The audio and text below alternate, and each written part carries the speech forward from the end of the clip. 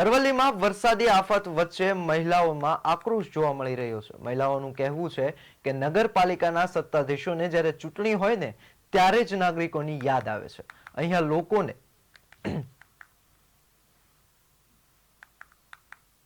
અહીંયા લોકોને પડતી હાલાકીથી તેમને કોઈ લેવા દેવા નથી। ઘરોમાં ગટરોના પાણી ભરાયા છે, જેની ફરિયાદ કરવા ફોન કરવામાં આવે તો તંત્રના અધિકારીઓ જવાબ ન આપવો પડે એટલે ફોન જ ઉપાડતા નથી। હવે જે ગટર લાઈનો નવી બનાવી છે, અમને એટલો ગુસ્સો ચડી ગયો છે કે ગટરોમાં નગરપાલિકા વાળાને અમે એક એક જણાને મય અંદર પૂરીને ઉપર ઢાંકણ દઈ દઈએ એવું ગુસ્સો આવે છે। પોતે તો શાંતિથી ઘરે સૂતા છે અને અમારી હાલત અહીં ખરાબ થઈ ગઈ છે એ જોવા આવ્યા નથી। જ્યારે વોટિંગ હોય છે ત્યારે તો વોટ ભીખ માંગવા અમારે ઘરે ઘરે આવે છે, એમને બૈરાઓને લઈને આવે છે, અમને વોટ આપો, અમને વોટ આપો અને એમને જીતાડ્યા છીએ। પછી અમારે કોઈ અહીં જોવા આવતું નથી। અમારા ઘરમાં તો કેટલું ફર્નિચર, સોફા, પલંગ કે બધું પલળી ગયું છે, અનાજની ઘઉંની કોઠી બધું અમારા ઘરમાં પાણી ઘૂસી ગયું છે।